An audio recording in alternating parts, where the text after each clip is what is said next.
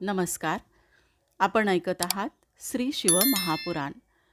जर आपण क्लासिक कथा कविता या चॅनेलवर प्रथमच महाशिवपुराण ऐकत असाल तर मागील व्हिडिओंची लिंक डिस्क्रिप्शन बॉक्समध्ये देत आहे. त्या लिंकवर जाऊन मागील भागही जरूर ऐका. हरिओम. ओम नमः शिवाय. रुद्रसंहिता सृष्टीखंड अध्याय 11. शिवपूजन विधी. श्री गणेशाय नमः. ऋषी म्हणाले, व्यास शिष्य सूतजी, तुम्हाला नमस्कार असो. आज तुम्ही आम्हाला भगवान शिवजींची अतिशय अद्भुत आणि परमपावन कथा ऐकवली आहे. हे दयानिधे, आता ब्रह्मदेव आणि नारद यांच्या संवादाला अनुसरून शिवपूजनाचा विधीही सांगा. ब्राह्मण, क्षत्रिय, वैश्य आणि क्षुद्र असे सर्व वर्णाचे लोक शिवप्रभूंची पूजा करतात. ते पूजन कशा प्रकारे करावे याविषयी तुम्ही व्यासांकडून जे काही ऐकले असेल ते आम्हालाही सांगण्याची कृपा करा. महर्षींचे ते कल्याणप्रद व श्रुतीसंमत बोलणे ऐकून सूतजींचे चित्त प्रसन्न झाले. ते म्हणाले, मुनीश्वरांनो, तुम्ही फारच चांगली माहिती विचारली आहे. पूजनाने भगवान शिव संतुष्ट होतात, म्हणून त्यांचे पूजन कसे करावे असे व्यासांनी सनत कुमारांना विचारले होते. त्यावेळी त्यांनी शिवपूजनाविषयी जे सांगितले ते व्यासांनी व उपमन्यूनेही ऐकले. व्यासांनी लोककल्याणार्थ तो विधी मला समजावून सांगितला. उपमन्यूने तो श्रीकृष्णांना सांगितला. याविषयी ब्रह्मदेवांनीही नारदांना सविस्तर सांगितले होते. तेच मी तुम्हाला कथन करणार आहे. ब्रह्मदेव म्हणाले, नारदा, मी तुला लिंगपूजनाचा विधी संक्षेपाने सांगणार आहे. भगवान शंकरांचे स्वरूप सनातन, सुखमय आणि निर्मळ आहे असे आधीच वर्णन करून सांगण्यात आले आहे. त्यांची भावभक्तीने पूजा केल्याने सर्व मनोरथ पूर्ण होतात. जोपर्यंत मनुष्य भगवान शिवजींचे पूजन करत नाही तोपर्यंत त्याचे दारिद्र्य, दुःख, रोग व शत्रुजनित पीडा हे 4 प्रकारचे क्लेश नाहीसे होत नाहीत. शिवपूजनाने सर्व प्रकारची दुःखे नष्ट होऊन सर्व सुखे प्राप्त होतात. उपासकाला योग्य वेळी मोक्षही मिळतो. मनुष्याला संतती, संपत्ती, यश, कीर्ती, आयुष्य व आरोग्य या सर्व गोष्टींची इच्छा असते. म्हणून ब्राह्मणादी सर्व वर्णांच्या लोकांनी अभिष्टप्राप्ती व कार्यसिद्धीसाठी भगवान शिवजींची यथाविधी पूजा करावी.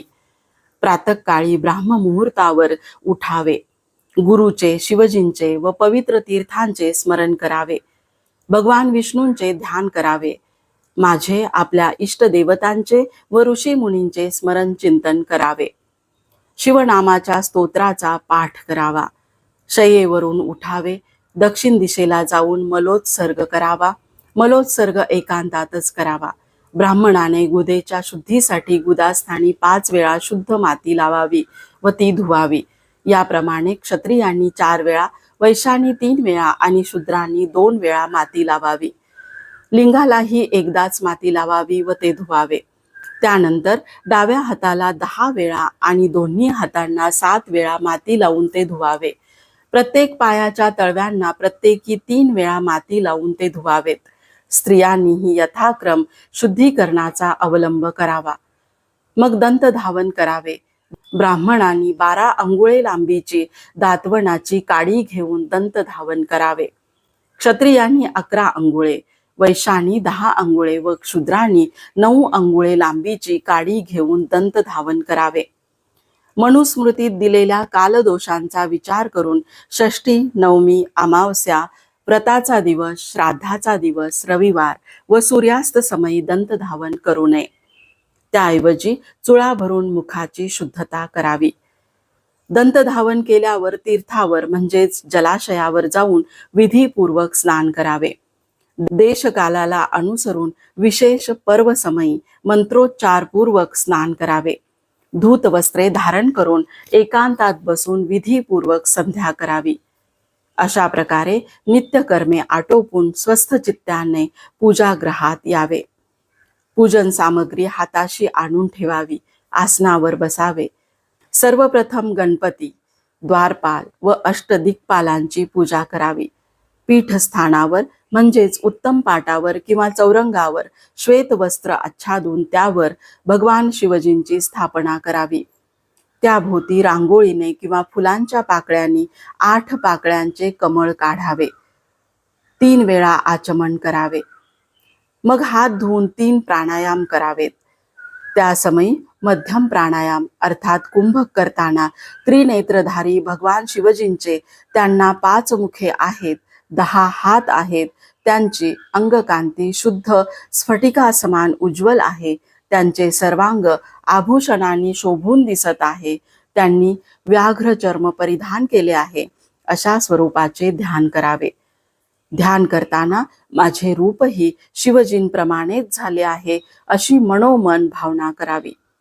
अशा प्रकारे मनाने स्वतः शिवस्वरूप होऊन त्या परमेश्वराची पूजा करावी. प्रथम देहशुद्धी करून मूलमंत्राने क्रमशः न्यास करावेत किंवा प्रणवाने षडंग न्यास करावेत. संकल्पाचा उच्चार करून पूजेला सुरुवात करावी. पाद्य, अर्ध्य व आचमनासाठी स्वतंत्र पात्रे तयार करून ठेवावीत. 9 कलशांची विधीपूर्वक स्थापना करावी. ते दर्भांनी झाकून ठेवावेत. त्यांच्यावर दर्भांनी जलप्रोक्षण करावे. त्या सर्व पात्रांमध्ये शीतल जल भरावे.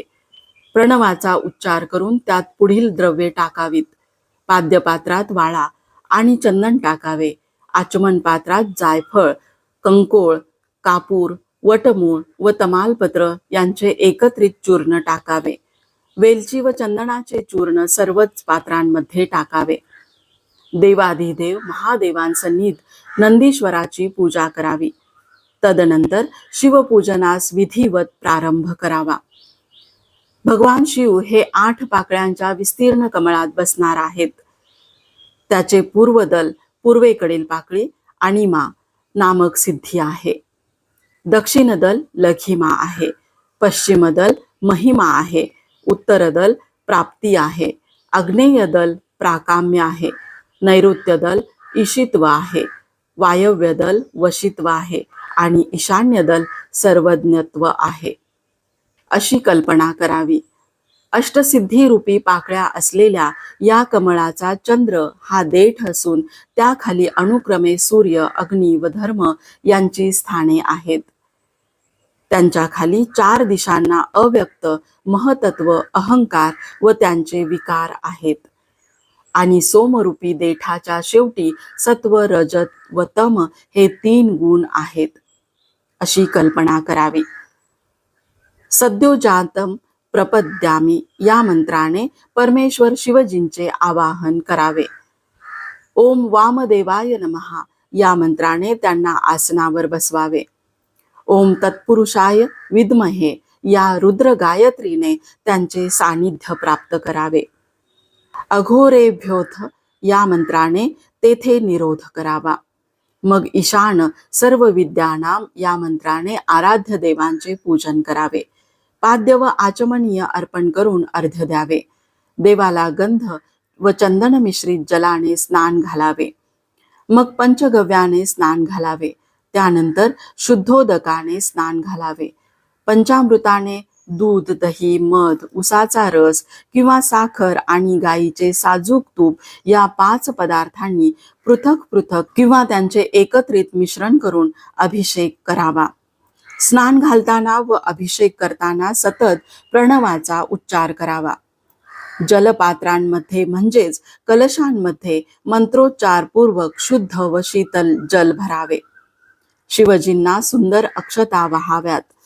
दर्भ, आघाडा, कापूर, चमेली, चाफा, गुलाब, श्वेत, कण्हेर, मोगरा, कमळ तसेच विविध प्रकारची फुले व चंदन अर्पण करून त्यांची पूजा करावी. कलशांमधील पाण्याची त्यांच्यावर संततधार धरावी. त्यासमयी पवमान मंत्र, रुद्रसूक्तातील मंत्र, नीलसूक्तातील मंत्र, शुक्ल यजुर्वेदातील मंत्र, अथर्वशीर्ष, पुरुष सूक्त, शांती मंत्र, शांती संबंधी दुसरे मंत्र, अरुण मंत्र, रथांतर मंत्र, मृत्युंजय मंत्र वा पंचाक्षर मंत्र म्हणावेत. शिवजींवर 101 किंवा सहस्र जलधारा पडतील अशी व्यवस्था करावी. त्यानंतर जे स्फटिकमण्या समान निर्मळ आहेत, निष्कल, अविनाशी, सर्व लोकांचे कारण व सर्व लोकमय परमदेव आहेत, जे ब्रह्मा, विष्णू, रुद्र, इंद्र आदी देवतांच्याही दृष्टीस पडत नाहीत. वेदज्ञ विद्वानांनी वेदांतामध्ये ज्यांना मन आणि वाणीच्या पलीकडचे असे म्हटले आहे, जे आदी, मध्य व अंतरहित आहेत, जे सर्व प्रकारच्या रोगांसाठी औषधरूप आहेत, ज्यांना शिवतत्व असे संबोधले जाते व जे शिवलिंग रूपाने प्रतिष्ठित आहेत, त्या परमेश्वर महादेवांची प्रणव मंत्राचा उच्चार करत पूजा करावी. लिंग रूपातील भगवानांना गंध, पुष्प, धूप, दीप, नैवेद्य, तांबूल आदी उपचार अर्पण करून यथाविधी पूजा करावी. आरती करावी, स्तोत्र पाठ करावा, त्यांच्या नाममंत्राचा जप करावा. अर्घ्य अर्पण करून त्यांच्या चरणी फुले समर्पित करावीत. पुन्हा फुले घ्यावी, हात जोडून उभे राहावे. हे कल्याणकारी शिव, मी तुमच्या प्रित्यर्थ जाणता अजाणता जप पूजादी जी सत्कर्मे केली आहेत, ती तुमच्या कृपेने सफल होत, अशी प्रार्थना करून त्यांना प्रसन्नतेने फुले वाहावी. स्वस्ती वाचन करावे, कल्याणकारी प्रार्थना म्हणाव्यात, शिवजींना मार्जन करावे, नमस्कार करून क्षमा प्रार्थना म्हणावी. त्यानंतर पुन्हा आगमन व्हावे म्हणून त्यांचे विसर्जन करावे. नमस्कार करावा. भगवान महादेव, तुम्हीच माझे आश्रयदाते आहात. तुमच्याशिवाय अन्य कोणीही मला शरण देणार नाही, म्हणून माझ्याकडून जन्मोजन्मी तुमचीच भक्ती घडो अशी प्रार्थना करावी. अशा प्रकारे सर्व सिद्धी देणाऱ्या देवेश्वर शिवप्रभूंचे परमभक्तीने पूजन करून सपरिवार नमस्कार करावा. मग शिवपूजनाने प्राप्त झालेल्या अनुपम प्रसन्नतेचा अनुभव घेत पूजकाने नित्यकर्मास लागावे. जो मनुष्य भगवान शिवजींची भावभक्तीने नित्य पूजा करतो, त्याला सर्व प्रकारच्या सिद्धी प्राप्त होतात. तो उत्तम वक्ता होतो, त्याचे सर्व मनोरथ पूर्ण होतात. शिवकृपेने त्याचे सर्व रोग, दुःख, क्लेश, कष्ट नष्ट होतात. त्याचे परम कल्याण होते. भगवान शंकरांच्या पूजेने उपासकाचे सद्गुण वृद्धिंगत होतात. अशा प्रकारे शिवभक्ती व शिवपूजा इहपर सौख्यदायक आहे. हरिओम. अध्याय 11 समाप्त. ओम नमः शिवाय. रुद्रसंहिता सृष्टीखंड अध्याय 12. श्रीहरींचा देवांना उपदेश. शिवपूजनाची अनिवार्यता. श्री गणेशाय नमः. ब्रह्मदेव नारदांना म्हणाले, हे मुने, मी तुला शिवपूजनाचा सर्व विधी नीट समजावून सांगितला. आता तुला काय ऐकण्याची इच्छा आहे? नारद म्हणाले, तात, तुमची बुद्धी शिवचरणी विनम्र आहे, म्हणून तुम्ही धन्य आहात. आता कृपा करून याच विषयाला अनुसरून विस्ताराने सांगा. ब्रह्मदेव म्हणाले, नारदा, एके दिवशी मी सर्व देवतांना आणि ऋषींना पाचारण केले. मी त्यांना म्हणालो, जर तुम्हाला नित्य सुखाची व सिद्धींची इच्छा असेल तर माझ्या समवेत क्षीरसागरापाशी चला. त्यामध्ये सर्वांचे हित करणाऱ्या श्री विष्णूंचे वास्तव्य आहे. माझ्या सांगण्यावरून ती सर्व मंडळी क्षीरसागराच्या तीरावर आली. त्यांनी हात जोडून जनार्दनांची स्तुती केली. त्यामुळे प्रसन्न झालेले भगवान विष्णू सर्वांसम्मुख प्रकट झाले. ते म्हणाले, ब्रह्माजी, मान्यवर देवतांनो, पूजनीय ऋषींनो, तुम्ही सर्वजण येथे कशासाठी आला आहात? तुमची काय इच्छा आहे? तुम्हाला काही समस्या असेल तर सांगा, मी तिचे नक्कीच निवारण करीन. देव म्हणाले, जगन्नाथा, दुःख दूर होण्यासाठी त्रिभुवनातील सर्वांनी नित्य कोणाची सेवा करावी? तेव्हा भक्तवत्सल श्रीहरी प्रेमपूर्वक म्हणाले, भगवान शंकर हे संपूर्ण विश्वाचे सनातन अधिष्ठान आहेत. सर्वांचे दुःख पूर्णतः नष्ट करणारे आहेत. म्हणून त्रैलोक्यातील लोकांनी नित्य त्यांची सेवा आराधना करावी. सुखाची इच्छा असणाऱ्यांनी सदैव त्यांचीच भक्ती करायला हवी. शिवपूजनाविषयी मी काय सांगावे? शिवपूजन न करणे हीच हानी आहे, महान दोष आहे. हेच अंधत्व आणि हाच मूर्खपणा आहे. जे शिवसेवेत तत्पर आहेत, जे त्यांची मनपूर्वक आराधना करतात, अनन्य भावाने त्यांना शरण असतात, त्यांनाच नमस्कार करतात आणि अहोरात्र त्यांचे चिंतन करतात, त्या सज्जनांना कधीही दुःख प्राप्त होत नाही. त्यांना सुंदर भवन, आभूषणांनी मढलेल्या स्त्रिया, मानसिक समाधान, धन, ऐश्वर, पुत्रपौत्राधिक संतती, उत्तम आरोग्य, स्वस्थ शरीर, अलौकिक प्रतिष्ठा, स्वर्गीय सुख व मोक्षरूपी फल प्राप्त होते. ते पूर्व पुण्याईनेच शिवजींची पूजा अर्चा करण्यास प्रवृत्त होतात. जो पुरुष शिवलिंगाची भावभक्तीने नित्य पूजा करतो त्याला सर्वत्र सफलता मिळते. त्याच्याकडून कधीही दुष्कर्म घडत नाही. तो सर्व प्रकारच्या बंधनातून मुक्त होतो. ब्रह्मदेव म्हणाले, नारदा, त्यावेळी माझ्या समवेत उपस्थित असलेल्या सर्वांनी श्रीहरींचा तो कल्याणप्रद उपदेश लक्षपूर्वक ऐकला. त्यांनी विष्णूंना वंदन केले व त्यांच्या अभिष्ट कामना पूर्ण व्हाव्यात यासाठी शिवलिंगे देण्याची विनंती केली. त्यामुळे जगाच्या उद्धारासाठी तत्पर असलेले श्रीहरी अतिशय प्रसन्न झाले. त्यांनी विश्वकर्म्याला बोलावले व म्हणाले, हे देवशिल्पी, तू माझ्या आज्ञेने येथे आलेल्या सर्वांसाठी त्यांच्या त्यांच्या अधिकारानुसार सुंदर शिवलिंगे बनवून दे. त्यांच्या सांगण्यावरून विश्वकर्म्याने नानाविध शिवलिंगे तयार करून उपस्थितांना दिली. विश्वकर्म्याने कोणाला कोणते लिंग दिले ते आता ऐक. त्याने इंद्राला पद्मराग मण्याचे, कुबेराला सोन्याचे, धर्मराजाला पिवळ्या अर्थात पुष्कराज मण्याचे, वरुणाला श्यामवर्णाचे, विष्णूंना इंद्रनील मण्याचे, मला सोन्याचे, विश्वेदेवांना चांदीचे, वसुगणांना पितळेचे, दोन्ही अश्विनी कुमारांना मातीचे, लक्ष्मीला स्फटिकाचे, आदित्यांना तांब्याचे, चंद्राला मोत्याचे, अग्नीला वज्राचे, हिऱ्याचे, ब्राह्मण आणि त्यांच्या स्त्रियांना मातीचे, मयासुराला चंदनाचे, नागांना पोवळ्याचे, देवींना लोण्याचे, योग्यांना भस्माचे, यक्षांना दह्याचे, छायादेवीला पिठाचे, ब्रह्माणीला रत्नाचे व बाणासुराला पाऱ्याचे लिंग दिले. अशा प्रकारे भगवान विष्णूंनी देवतांना त्यांच्या हितार्थ नानाविध शिवलिंगे दिली. त्यांनी मला लिंगपूजनाचा सर्व विधीही समजावून सांगितला. त्यामुळे मला अतिशय आनंद झाला. श्रीहरींचा निरोप घेऊन मी स्वस्थानी आलो. क्षीरसागरावर आलेली सर्व मंडळीही माझ्या समवेत होती. त्यांना माझ्याकडून शिवभक्तीचे महात्म्य, शिवपूजनाचा सर्वोत्तम विधी हे सर्व जाणून घेण्याची उत्कंठा लागली होती. मी त्यांना म्हणालो, देवतांनो आणि मुनीश्वरांनो, आता मी तुम्हाला जे काही सांगणार आहे ते प्रसन्नतेने ऐका. शिवपूजन केल्याने भोग आणि मोक्ष या दोहोंची प्राप्ती होते. सर्व प्राणीमात्रांमध्ये मनुष्य जन्म दुर्लभ आहे. उत्तम कुळात जन्म मिळणे हे त्याहून दुर्लभ आहे. त्यातही आचारशील ब्राह्मण दाम्पत्याच्या पोटी जन्म मिळणे हे केवळ पूर्वजन्मींच्या अपार पुण्याईने शक्य आहे. असा जन्म मिळालाच तर त्या ब्राह्मणाने पवित्र राहून भगवान शिवजींच्या प्रसन्नतेसाठी पुण्यरूप आचरण करावे. अन्यत्र जन्म झाला तरी मनुष्याने शास्त्रसंमत मार्गाचेच अनुसरण करावे.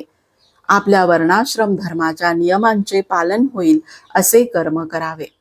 आपले सांपत्तिक सामर्थ्य पाहूनच दानधर्म करावा. जप, तप, यज्ञ, ध्यानादी उपासना कराव्यात. कर्ममय सहस्र यज्ञांपेक्षा तपोयज्ञ श्रेष्ठ आहे. तपोयज्ञापेक्षा जपयज्ञाचे महत्त्व अधिक आहे आणि जपयज्ञापेक्षा ध्यानयज्ञाचे महात्म्य अपरंपार आहे. कारण ध्यान हेच ज्ञानाचे साधन आहे. ध्यानानेच शिवतत्वाचा साक्षात्कार होतो आणि परमात्म्याच्या ठायी असलेली शांती साधकाच्या हृदयात अखंड वास करते. या चराचर सृष्टीत नानाविध नामे, रूपे व गुणांनी परमात्मा शिवच व्यक्त झालेले आहेत. हे जाणणे म्हणजेच ज्ञान. जोपर्यंत हे ज्ञान अर्थात तत्वज्ञान अवगत होत नाही तोपर्यंत मनुष्याने प्रतिमा पूजन आदी सत्कर्मांनी शिवाराधना करणे अत्यंत आवश्यक आहे. त्याशिवाय मनुष्याची आध्यात्मिक प्रगती होतच नाही. ज्याला प्रतिमा पूजनामागचे रहस्य किंवा उद्दिष्ट माहीत नाही त्याने मूर्तीचे, प्रतीकांचे व प्रतिमांचे पूजन करणाऱ्यांची अवहेलना करू नये. त्यांचा बुद्धिभेदही करू नये. असे केल्याने त्या पातक्याचे पतन होते. मनुष्याने त्याला जमेल तशी मनपूर्वक भक्ती करावी. आपल्या आराध्य देवतेचे पूजन करावे, कारण पूजन आणि दान याशिवाय पातके दूर होत नाहीत. मळलेल्या कापडावर कोणताही रंग चांगल्या प्रकारे चढत नाही, पण ते कापड स्वच्छ धुतले असेल तरच त्यावर सर्व प्रकारचे रंग उत्तम प्रकारे चढतात. याचप्रमाणे देवपूजेने मनुष्याचे शरीर निर्मळ होते. त्यावर ज्ञानाचा रंग चढतो. त्या ज्ञानाने सर्व भेदभावांचे निर्मूलन होते. मोह आणि माया यांच्या बंधनातून मुक्त झाल्यावर मनुष्याला आपल्या आपण शिवपद प्राप्त होते. गृहस्थाश्रमी मनुष्याने आपल्या आराध्य दैवतांचे अवश्य पूजन करावे. भगवान शंकरांचेही पूजन करावे, कारण तेच देवांचे देव आहेत. सर्व देव अनन्य भावाने त्यांचीच पूजा करतात आणि त्यांच्याच आज्ञेने सृष्टीतील आपापली कार्ये करतात. ज्याप्रमाणे झाडाच्या मुळाशी पाणी घातल्यावर त्याच्या फांद्या व पाने तृप्त होतात, त्याप्रमाणे भगवान शिवप्रभूंचे पूजन केल्याने सर्व देवता संतुष्ट होतात. ज्याला आपले कल्याण व्हावे, आपले अभिष्ट मनोरथ पूर्ण व्हावेत असे वाटते, त्याने सर्व प्राणीमात्रांच्या हितासाठी तत्पर होऊन लोककल्याणकारी शिवजींचे नित्य श्रद्धा भक्तीने पूजन करावे. हरिओम. अध्याय 12 समाप्त. श्री शिव महापुराण कथा शेवटपर्यंत ऐकल्याबद्दल धन्यवाद. कथावाचन आवडले असेल तर एक लाईक करायला विसरू नका आणि चॅनेलवर नवीनच आला असाल तर चॅनेलला सबस्क्राईब करा. बाजूला बेल आयकॉनवर प्रेस करा. असेच माझ्याबरोबर रहा श्री शिव महापुराण ऐकण्यासाठी. धन्यवाद.